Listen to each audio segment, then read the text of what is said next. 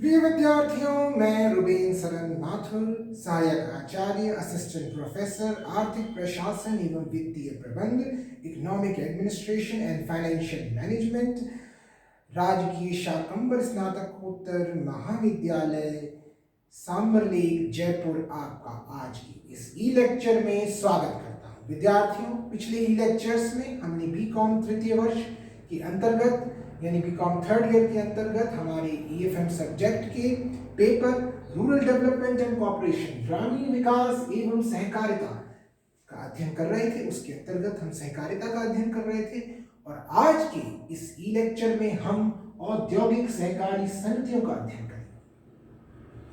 विद्यार्थियों, औद्योगिक सहकारी समितियों का अर्थ क्या है, औद्योगिक सहकारी समितियां क्या होती हैं, वो क्या करती हैं, हम इन बातों का अध्ययन करेंगे। विद्यार्थियों, किसी भी देश की अर्थव्यवस्था में लघु व कुटीर उद्योगों का विशेष महत्व होता है।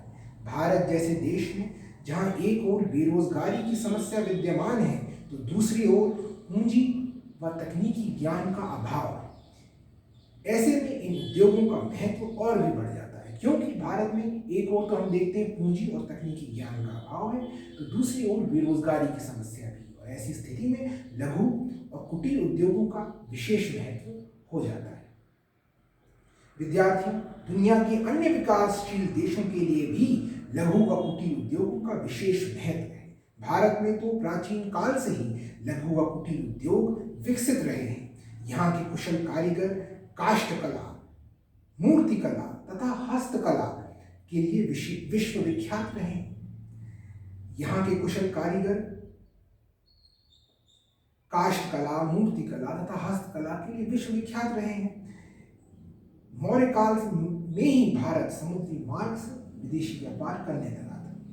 ब्रिटिश शासन की स्थापना के बाद मशीनी युग का आरंभ हुआ और इसके साथ ही लघु व कुटीर उद्योगों का पतन भी होने लगा। इनके द्वारा निर्मित माल का स्थान मशीनों द्वारा निर्मित माल ने ले लिया। मशीनों की प्रतियोगिता में केवल वे ही उद्योग जीवित बच पाए जिनकी मांग उच्च आय वर्ग में हमेशा बनी रहती थी और वह माल मशीनों से उत्पादित नहीं हो सकता था। ब्रिटिश काल में इन उद्योगों के सामने अनेक समस्याएं आई। कच्चे माल की समस्या, वित्त, तकनीकी ज्ञान व माल के विक्रय आदि अनेक समस्याएं इनके सामने हो गई। ब्रिटिश शासन की असहयोगपूर्ण एवं दमनकारी नीति से इन उद्योगों का पतन होने लगा। और कहते हैं कि आवश्यकता आविष्कार की जननी। जैसे जैसे इन उद्योगों के सामने नई नई समस्याएं आने लगी, उनको हल करने के प्रयास भी किए जाने लगे। इन प्रयासों के फलस्वरूप एक नए आंदोलन का जन्म हुआ। यह था औद्योगिक सहकारी आंदोलन। तो भारत में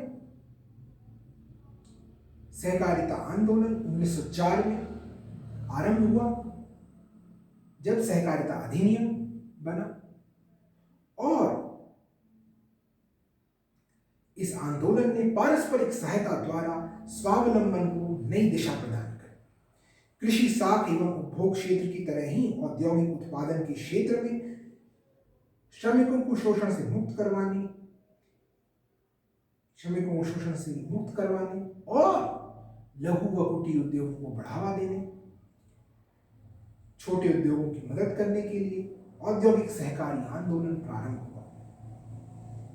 यह आंदोलन अभी तक छोटे उद्योगों तक ही सीमित रहा है, फिर भी इसने बड़े बड़े उद्योगों को चुनौती दे डाली है। सहकारी क्षेत्र में औद्योगिक उत्पादन प्रारंभ होने से बड़े उद्योगों की एकाधिकारी प्रवृत्ति पर अंकुश लगा है। सरकार ने भी उत्पादन के क्षेत्र में सहकारिता के महत्व को स्वीकार किया है। अब हम विद्यार्थियों औद्योगिक सहकारिता का अर्थ,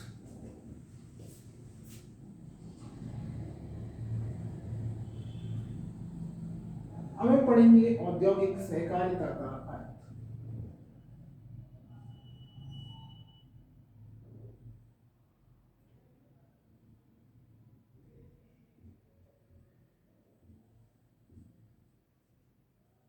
औद्योगिक सहकारिता का अर्थ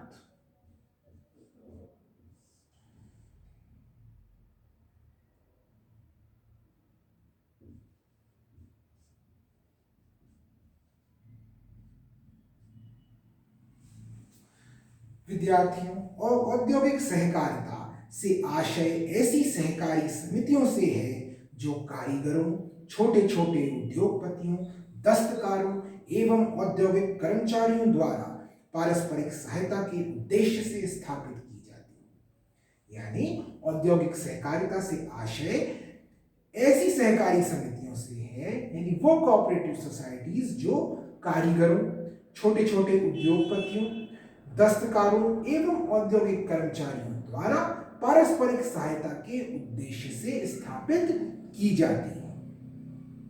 इस प्रकार की समितियों के सदस्यों का दायित्व इनके द्वारा खरीदे गए अंशों के मूल्य या उनके कुछ गुने तक ही सीमित होता है।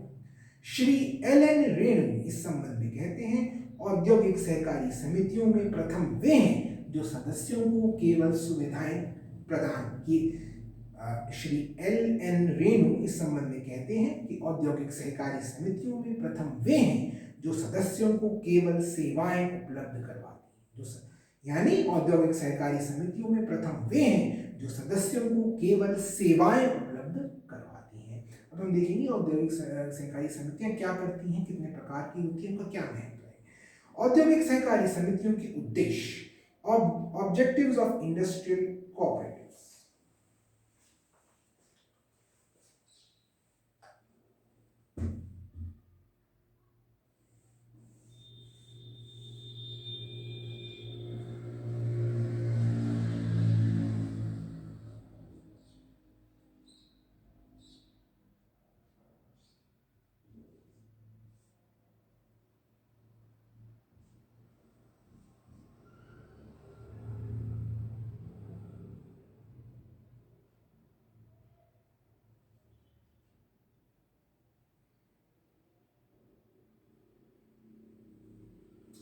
विद्यार्थियों, ऑब्जेक्टिव्स ऑफ इंडस्ट्रियल कोऑपरेटिव्स, औद्योगिक सहकारिता औद्योगिक विकास की गति को नई दिशा प्रदान करती है। यह लाखों लोगों को रोजगार उपलब्ध करवाती है। बेरोजगारी जैसी समस्या का निदान भी इसी से संभव है। औद्योगिक समितियों के माध्यम से कमजोर औद्योगिक इकाइयों को सबल इकाइयों की प्रतिस्पर्धा से बचाया जा सकता है। इन समितियों के माध्यम से हम आर्थिक सत्ता के केंद्रीकरण को रोक सकते हैं। औद्योगिक सहकारी समितियां देश के संतुलित विकास की कुंजी हैं।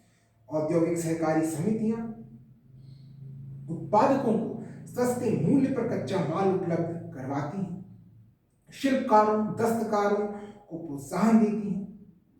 इस प्रकार की समितियों को स्थापित करने के उद्देश्य हैं। पहला, तो यहाँ पे हम पहले उद्देश्य चर्चा करते हैं। तो पहला जो उद्देश्य है औद्योगिक सहकारी समितियों को स्थापित करने का, वो है औद्योगिक सहकारी समितियां औद्योगिक उत्पादकों को कच्चा माल, औजार तथा साज सज्जा की वस्तुएं उचित मूल्य पर उपलब्ध करवाती हैं। औद्योगिक सहकारी समितियां औद्योगिक उत्पादकों को कच्चा माल, औजार तथा साज सज्जा की वस्तुएं उचित मूल्य पर उपलब्ध करवाती हैं। इसके लिए ये समितियां थोक में कच्चा माल खरीदकर सदस्यों को सस्ते भावों पर आवश्यकता अनुसार माल उपलब्ध करवाती हैं।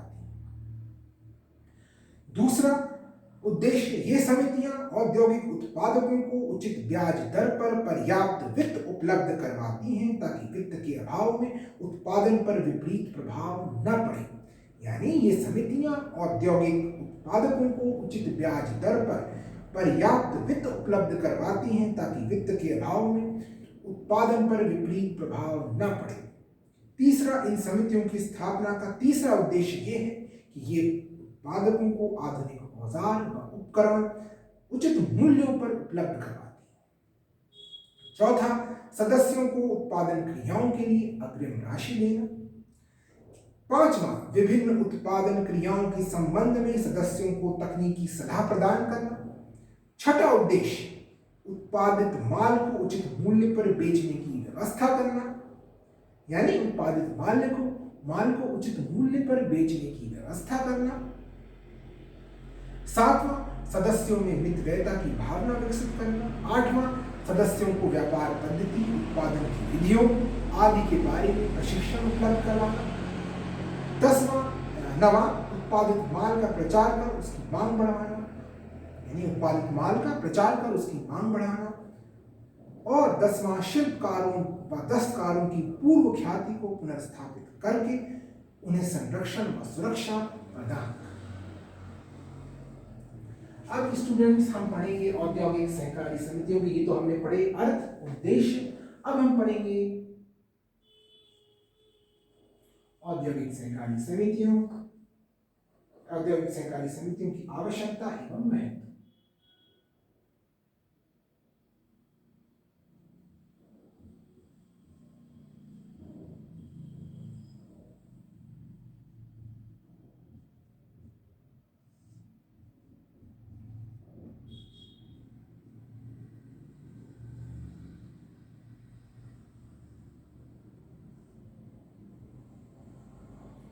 औद्योगिक सहकारी समितियों की आवश्यकता एवं महत्व need and importance of industrial cooperatives. हमारे देश में अमीर व गरीब दोनों ही प्रकार के वर्ग हैं। अमीर वर्ग के हाथ में आर्थिक सत्ता केंद्रित है। इसके लिए आर्थिक सत्ता का विकेंद्रीकरण आवश्यक हो जाता है। आर्थिक सत्ता के केंद्रीकरण को रोकने के लिए आर्थिक सत्ता का विकेंद्रीकरण आवश्यक है। यह कार्य औद्योगिक सहकारी समितियों के माध्यम से किया जा सकता है। ये समितियां धन के असमान वितरण को रोकती हैं तथा सबल वर्ग से दुर्बल वर्ग के हितों की रक्षा करती हैं। इस प्रकार ये समितियां सामाजिक एवं आर्थिक उद्देश्यों की पूर्ति करती हैं। सामाजिक उद्देश्य भी और आर्थिक उद्देश्य भी। औद्योगिक सहकारिता की आवश्यकता निम्न कारणों से। किन कारणों से औद्योगिक सहकारिता की आवश्यकता है? तो पहला कारण है बेरोजगारी दूर करने के लिए।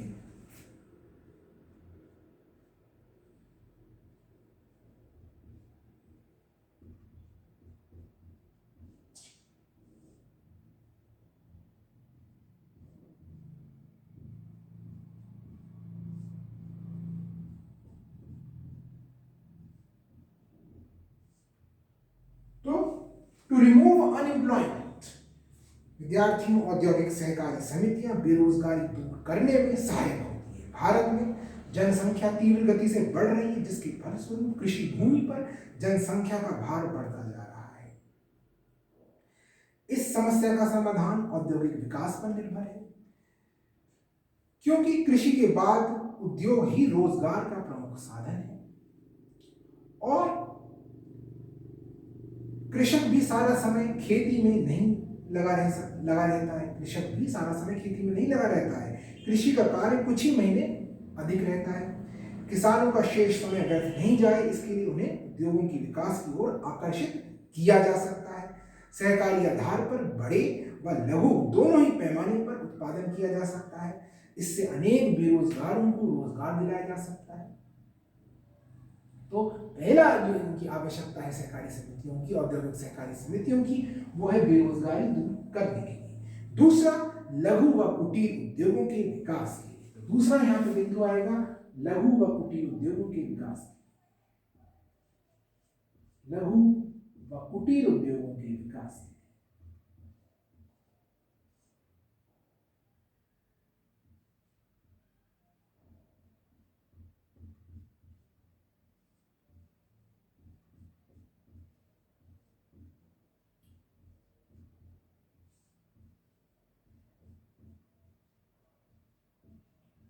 तो for development of small and cottage industries, लघु व कुटीर उद्योग के विकास के लिए।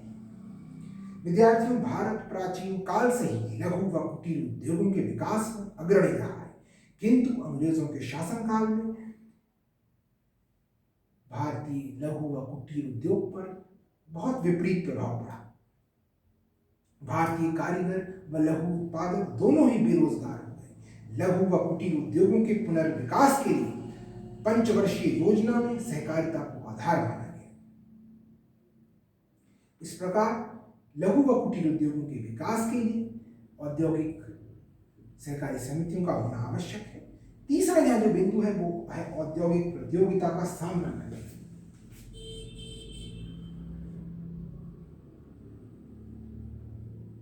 औद्योगिक प्रतियोगिता का सामना करना।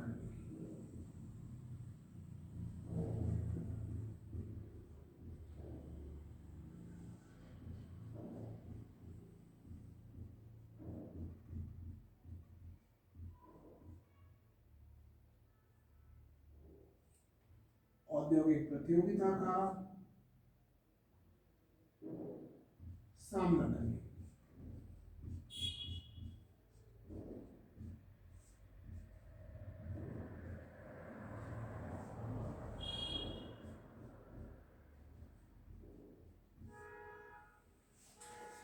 यानी टू फेस इंडस्ट्रियल कंपटीशन, लघु व कुटीर उद्योगों को बड़े उद्योगों की प्रतिस्पर्धा से बचाने के लिए सहकारी समितियां इन उद्योगों को पर्याप्त मात्रा में वित्तीय सहायता प्रदान करती हैं। ये समितियां औजारों व मशीनों की व्यवस्था करती हैं तथा उत्पादित माल का विक्रय करने में भी मदद करती हैं। यानी लघु व कुटीर उद्योगों को बड़े उद्योगों की प्रतिस्पर्धा से बचाने के लिए सहकारी समितियां इन उद्योगों को पर्याप्त मात्रा में वित्तीय सहायता प्रदान करती हैं। ये समितियां औजारों व मशीनों की व्यवस्था करती हैं तथा उत्पादित माल का विक्रय करने में मदद करती हैं।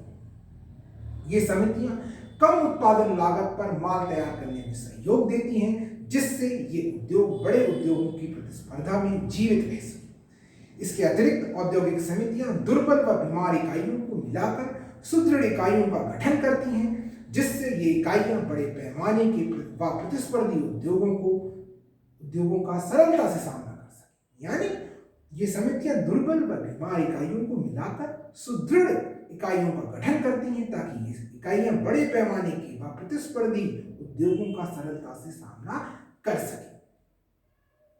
चौथा बिंदु यहां पे है लघु उद्योगों को आर्थिक व अन्य सुविधाएं।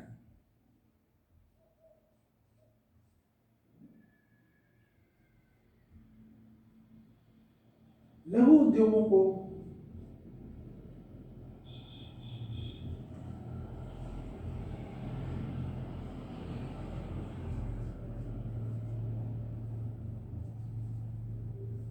आर्थिक व अन्य सुविधाएं।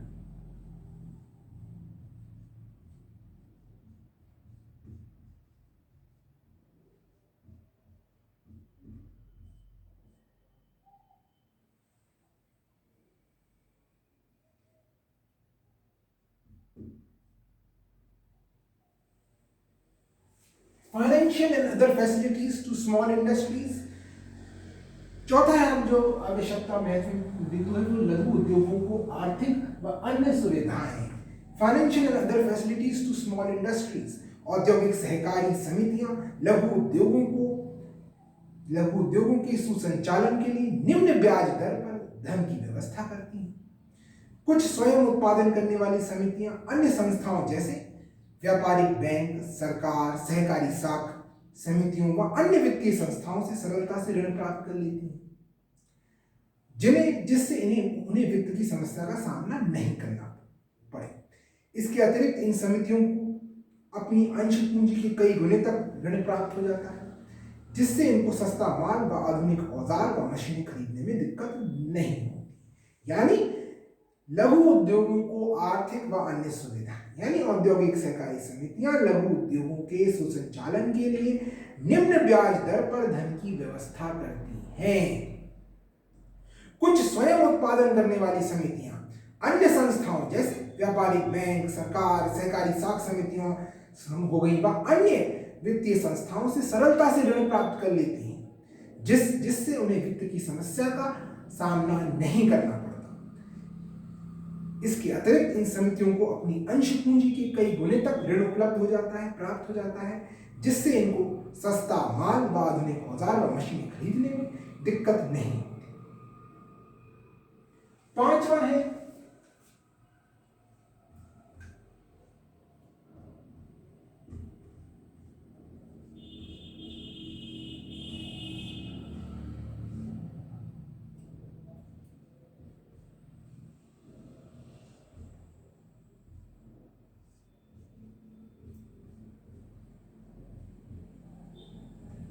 बड़े पैमाने के उत्पादन के लाभ, advantages of large scale production. विद्यार्थियों, लघु व कुटीर उद्योगों का सहकारी आधार पर विकास करके बड़े पैमाने पर उत्पादन किया जा सकता है। ये बहुत बड़ा लाभ है। इन सहकारी समितियों में अनेक सदस्य ऐसे होते हैं जो अपने साधनों को इकट्ठा करके सम्मिलित प्रयत्नों से बड़े पैमाने पर उत्पादन करते हैं। इन सहकारी समितियों के में अनेक सदस्य ऐसे होते हैं जो अपने साधनों को इकट्ठा करके सम्मिलित प्रयत्नों से बड़े पैमाने पर उत्पादन करते हैं। इसके अतिरिक्त ये सदस्य अन्य समितियों से भी ऋण प्राप्त कर लेते हैं। प्रतिस्पर्धी उद्योगों की तरह ये सहकारी समितियां भी नवीन तकनीक व विधियों का इस्तेमाल करती हैं।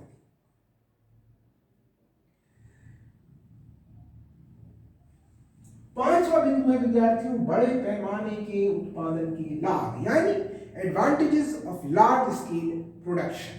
विद्यार्थियों, लघु व कुटीर उद्योगों का सहकारी आधार पर विकास करके बड़े पैमाने पर उत्पादन किया जा सकता है।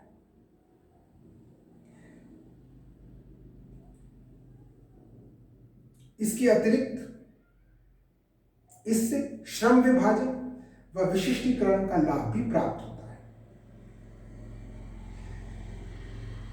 प्रतिस्पर्धी उद्योगों की तरह ये सहकारी समितियां भी नवीन तकनीक व विधियों का इस्तेमाल करती हैं। श्रम विभाजन व विशिष्टीकरण को अपनाकर आर्थिक विकास की गति को और तेज किया जा सकता है। इन समितियों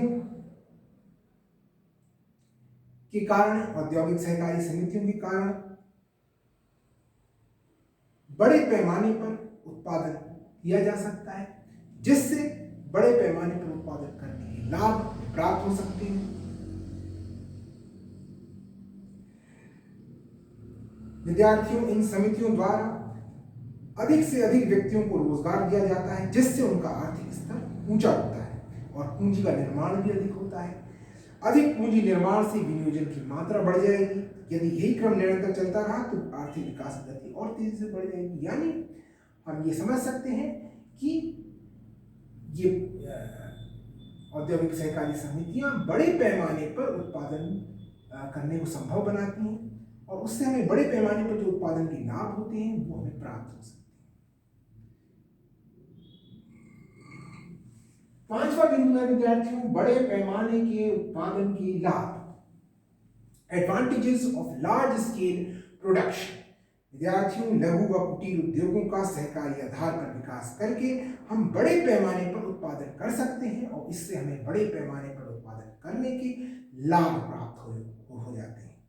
श्रम विभाजन व विशिष्टीकरण को अपनाकर आर्थिक विकास की गति को और तेज किया जा सकता है।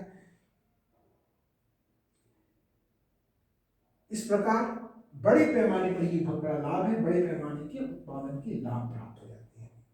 छठा बिंदु है यहाँ पे तैयार माल का विपणन।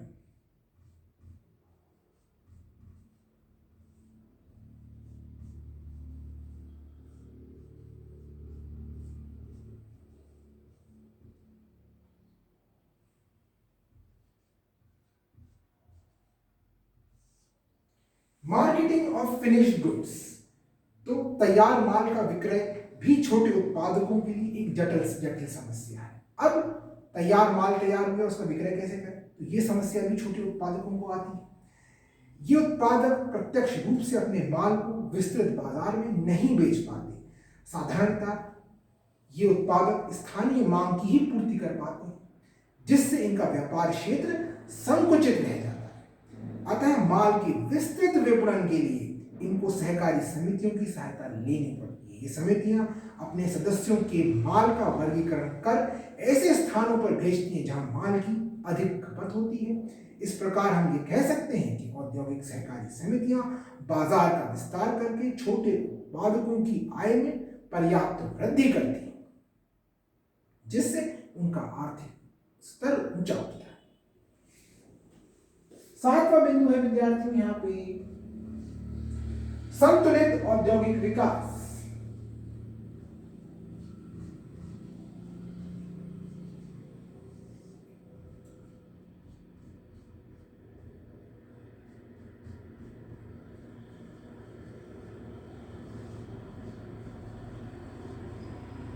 संतुलित औद्योगिक विकास, balanced industrial growth.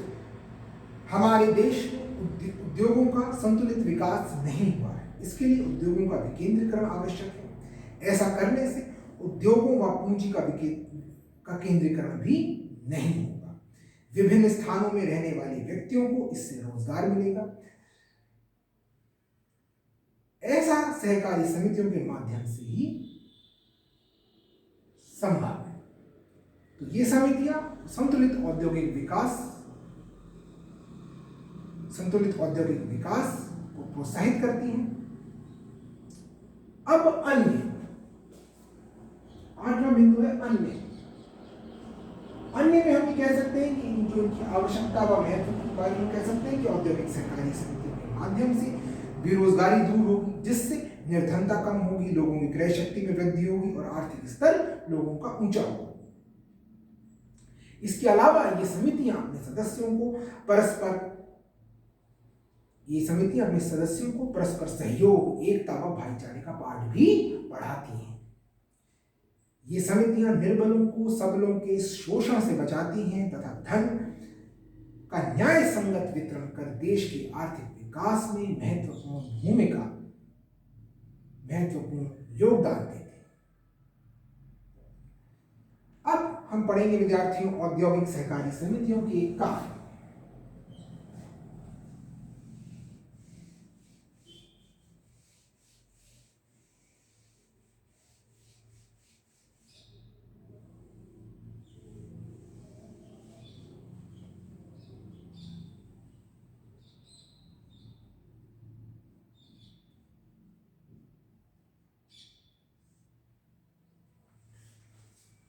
Functions of industrial cooperatives. तो विद्यार्थियों औद्योगिक सहकारी समितियों का मुख्य उद्देश्य कारीगरों, दस्तकारों व श्रमिकों को मध्यस्थों के शोषण से बचाकर उनके श्रम का उचित मूल्य दिलवाना है। इस उद्देश्य की पूर्ति के लिए ये समितियां निम्नलिखित कार्य करती हैं।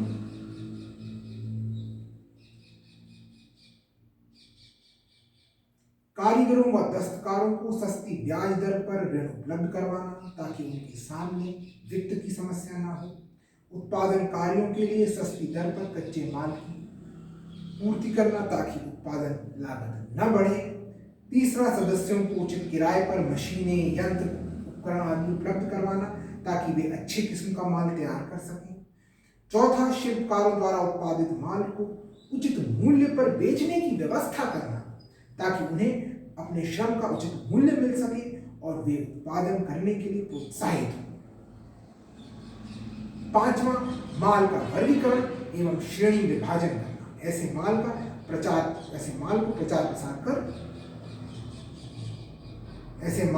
प्रसार कर ख्याति बनाना। यानी औद्योगिक सहकारी समितियों के कार्य क्या होंगे? पहला, कारीगरों व दस्तकारों को सस्ती ब्याज दर पर ऋण उपलब्ध करवाना ताकि उनके सामने वित्त की समस्या उत्पन्न ना हो। दूसरा, उत्पादन कार्यों के लिए सस्ती दर पर कच्चे माल की पूर्ति करना ताकि उत्पादन लागत न बढ़े।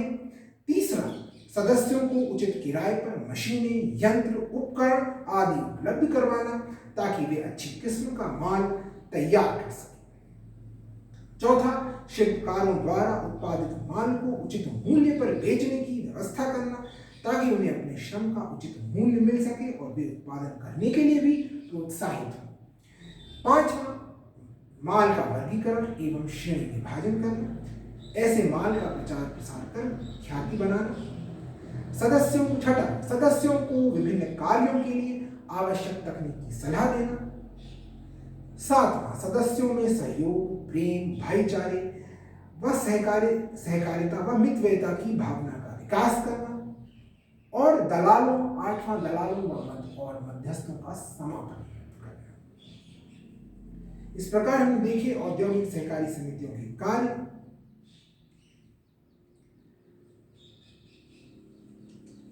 विद्यार्थियों, आज की ई लेक्चर में हमने पढ़ा औद्योगिक सहकारी समितियां क्या होती हैं, वे क्या कार्य करती हैं और उनका महत्व क्या है, उनकी आवश्यकता क्या है और उनके कार्य क्या है। आप आज की ई लेक्चर में विद्यार्थियों इतना ही। आगे की ई लेक्चर्स में हम आगे का अध्ययन करेंगे। बहुत बहुत